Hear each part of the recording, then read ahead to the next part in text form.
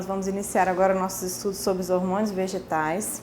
Vamos falar dos 5 principais hormônios que interferem no crescimento e desenvolvimento das plantas. E iniciamos pela auxina, que foi o primeiro hormônio vegetal a ser descoberto. E nós já falamos um pouquinho sobre ele nas aulas anteriores, quando falamos sobre tropismo, gravitropismo, fototropismo. E as auxinas têm um papel importante nesse tipo de resposta das plantas. Bem, não só isso, vários outros processos também são influenciados pela presença da auxina no corpo da planta e vamos então dar um enfoque nessa questão do papel da auxina na fisiologia vegetal. Bem, como eu já disse para vocês, foi o primeiro hormônio de crescimento a ser estudado, numa época em que se buscava muito conhecer quais eram os promotores de crescimento de plantas, principalmente com o advento da cultura de tecidos, uma demanda constante de compostos que estimulassem o crescimento de planta, e a auxina veio então de fato, ser um dos primeiros a ser estudado nesse sentido. Um dos primeiros relatos do fenômeno intermediado pela auxina é de Darwin, usando então os coleópteros de trigo, que a gente já comentou no momento anterior, onde esses coleópteros de trigo respondiam à luz direcionada, e essa luz direcionada então causava a mudança do curvamento desses coleópteros. Já se sabia que a percepção dessa luz era feita no ápice, porque quando o ápice era decapitado, no caso aqui a remoção do ápice, o coleóptero não fazia a curvatura em direção à luz. Da mesma forma, quando o ápice era coberto no escuro, também essa resposta não acontecia, diferentemente de quando ele estava exposto à luz. E se você cobrisse aqui, interceptasse a luz, mas não na região do ápice, sim na região mais basal, a resposta fototrópica acontecia. Então, nenhum mutante com deficiência de auxina consegue sobreviver, tamanha a importância da auxina para a fisiologia da planta, de tal forma que o mutante ele não consegue se manter vivo na ausência de auxina. Bem, a auxina é um nome então mais genérico de vários compostos que apresentam essa classe química básica de um ácido indolacético. Então, o AIA é a auxina natural mais comum nas plantas, que é a abreviatura de ácido indolacético e é a mais abundante, a mais relevante nas respostas fisiológicas. Bem, aqui então nós temos a estrutura do AIA, da auxina natural mais frequente nas plantas. Temos aqui um anel de 6 carbonos, aqui um de 5, o nitrogênio, e aqui uma cadeia lateral que vai ser o que vai modificar os diferentes tipos de auxina. Bem, então aqui a gente tem o AIA, aqui o 4-cloro-AIA com a presença de um cloro na estrutura, o A e B, que também tem mudança na cadeia lateral, e o ácido fenilacético, que também apresenta respostas intermediadas pela auxina. Auxinas sintéticas também são comuns, sintetizadas no laboratório, que desenvolvem o mesmo tipo de resposta das auxinas naturais, algumas como estimulador de crescimento, como o caso do 2,4-D, mas em doses muito altas, o 2,4-D funciona como um herbicida, seletivo inclusive, fazendo o controle aí das gramíneas. Daí aqui outros exemplos, muitos deles levando cloro na sua estrutura, sendo então um defensivo clorado. Bem, aonde encontra a auxina normalmente na planta? Você fala, vamos lá, pegar uma planta e vamos ver onde eu vou encontrar doses maiores de auxina, em regiões que estão em constante crescimento, que nas regiões meristemáticas, tanto no ápice da raiz quanto no ápice do caule, são regiões em grande atividade de divisão celular e a auxina se encontra presente ali.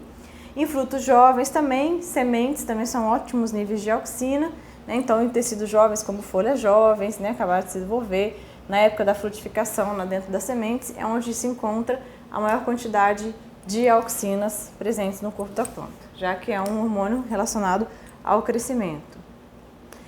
Bem, as auxinas são biosintetizadas a partir do triptofano, que é um aminoácido aromático presente nas plantas, que é o precursor da formação das auxinas.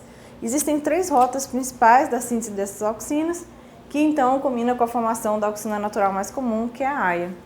Essa biossíntese, ela pode ser, o nível endógeno do AIA ele pode ser controlado de várias formas, assim como todos os outros hormônios, grande parte dos hormônios vegetais. Através do transporte, então a auxina que é produzida pode ser transportada para outra parte da planta e assim ter a sua atividade lá exercida. A auxina produzida em uma determinada célula, ela pode ser compartimentalizada, isso significa ela pode ser estocada dentro do vacúolo e ser utilizada quando necessário. Outra forma de controle do nível endógeno de auxina é através da conjugação. Então, a conjugação seria a inclusão de uma auxina a um açúcar, que dessa forma ele não estaria ativo fisiologicamente, não desencadearia as respostas fisiológicas, mas ao mesmo tempo a molécula continua existindo e pode ser transportada para outra parte do corpo da planta. Então, todos aqui são formas de controle dos níveis endógenos de auxina não destrutivos, por isso que as setinhas vão para os dois caminhos, né? Então, ele pode tanto ser conjugado, quanto pode ser desconjugado, pode ser transportado, como pode ser remobilizado e assim por diante. O único método de controle dos níveis de auxina que é destrutivo é a oxidação. Então, se acontecer a oxidação dessa molécula, é um método destrutivo, irreversível, e assim você consegue controlar os níveis endógenos de auxina através da oxidação. Bem, a auxina, diferente dos outros hormônios, ela tem um transporte peculiar, que é o transporte polar. Então, o transporte da auxina acontece sempre de cima para baixo, e a gente vai ver por quê. Então, um experimento clássico feito para visualizar isso, né, é você pegar um fragmento aqui desse caso aqui é um coleóptilo, e você pega esse fragmento, aqui está o fragmento excisado, aqui tem a extremidade basal B, e aqui a extremidade apical A. E aí, se você coloca aqui um agar doador de auxina marcado radioativamente no ponto A, você consegue detectar ela a partir depois de um determinado tempo no ponto B. Agora, se você inverte, né, se você vier inverter esse fragmento, o B ele não doa para o A, então o transporte ele é bloqueado, porque o transporte sempre vai do A para o B.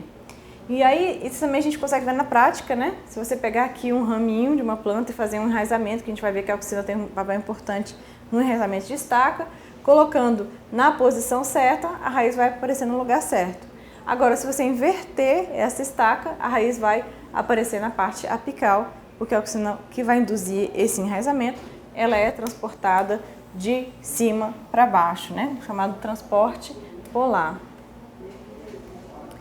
Então, o transporte vai acontecer então sempre de cima para baixo. Então, veja aqui, eu tenho o meristema apical. Esse meristema apical produz a auxina, que é transportado então à região basal, aonde quando chega aqui na raiz, ele vai ser redistribuído lateralmente para então causar o crescimento dessas raízes, né, da onde então a auxina está sendo transportada ao longo do corpo da planta.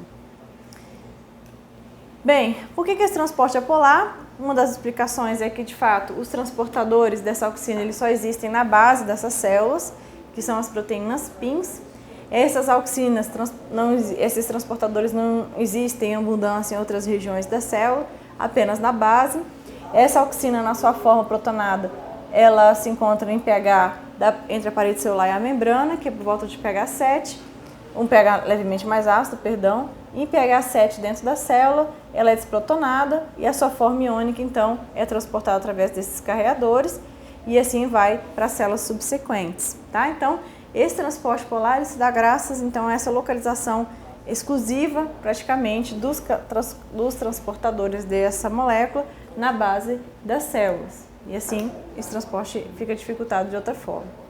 Bem, um dos mecanismos de ação da auxina no crescimento de plantas não é no aumento do número de células, a princípio, assim no tamanho dessas células formadas, que seria na expansão das células.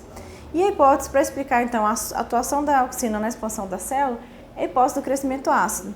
Então a auxina, ela induz a extrusão de prótons de OH+ para a região da parede celular, onde nessa região é encontrado um grupo de proteínas chamadas expansinas, que causa então um afrouxamento. Aqui tem a parede celular sem as expansinas e aqui a parede celular depois da ação das expansinas, que causa um afrouxamento dessa parede celular, permitindo então que com a entrada da água dentro da célula, ela possa se alongar muito mais, porque a parede se encontra mais frouxa do que se não houvesse a presença da auxina e a ativação das expansinas por ela.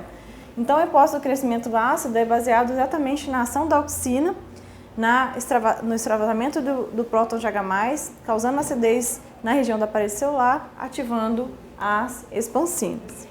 Um outro papel importante também da auxina que nós já vimos na aula anterior é na resposta gravitrópica, né? Então, se a raiz cresce em direção à gravidade, é porque há uma distribuição diferenciada de auxina, aqui se concentra mais, ela inibe o crescimento e aqui em concentrações mais baixas estimula o crescimento.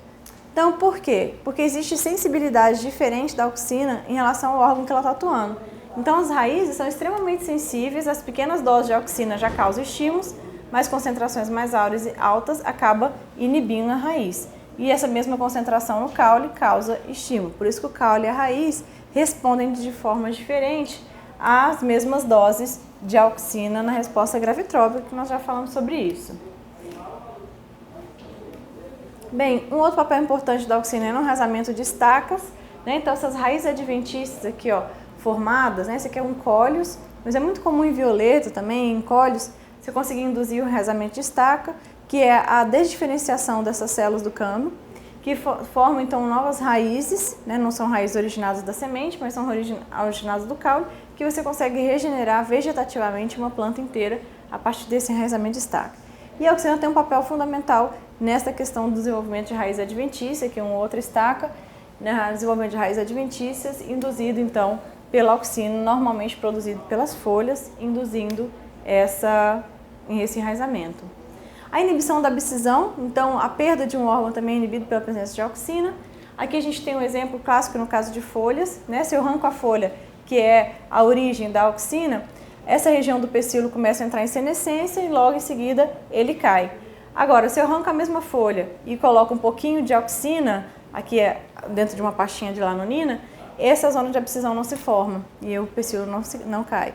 Então, de fato, o que mantém a folha grudada na planta é os níveis endógenos de auxina das folhas, que permite então que esse órgão permaneça no corpo da planta. A ausência dele também faz efeito contrário, que leva à abscisão dessas folhas. A dominância apical também é um importante papel da auxina, a dominância que o ápice exerce sobre as gemas laterais. Então aqui tem um pezinho de feijão, onde eu cortei o ápice e apliquei a auxina, as gemas laterais não se desenvolveram. Aqui é um pezinho de feijão, onde eu cortei o ápice e as gemas laterais se desenvolveram. Então a alta dose de auxina presente no ápice evita com que as gemas laterais se desenvolvam. E a isso nós damos o nome então de dominância apical. E outro papel importante da auxina também é no desenvolvimento do fruto. Então, logo após a fecundação, as sementes, os óvulos fecundados, que vão dar origem às sementes, iniciam uma síntese bastante considerável de auxina. E essa auxina liberada, então, por essas sementes, são as responsáveis pelo desenvolvimento do ovário. E esse ovário desenvolvido é o que vai dar origem, então, ao fruto. Então, no caso aqui, um exemplo clássico que nós temos é o do morango, né? Então, o morango é um fruto múltiplo, né? Enfim, composto aqui por vários frutos, né? Um pseudofruto, na verdade. São vários frutos se desenvolvendo juntos. E se você fizer, então, nesse caso aqui, a remoção dos aquênios, ou seja, a remoção dos frutos desse pseudofruto, o receptáculo não se desenvolve, né? E o morango fica pequenininho. Mas se você remover os aquênios e aplicar a auxina exógena, aí sim o fruto se desenvolve, o receptáculo se desenvolve, né? Graças então a essa aplicação exógena de auxina, mostrando que de fato a auxina tem um papel importante na formação dos frutos carnosos, né? E induzindo a formação desse ovário, o desenvolvimento desse ovário para a formação dos frutos carnosos, ok? Bem, então são inúmeros os efeitos das auxinas, né? Nós já comentamos da dominância apical, do enraizamento de estaca, da formação de frutos. Alguns outros exemplos a gente também vai ver nos capítulos do livro, mas é um hormônio fantástico, né? O primeiro a ser descoberto e o mais explorado e com inúmeras importâncias na fisiologia das plantas. Bem, nos vemos até no próximo hormônio vegetal.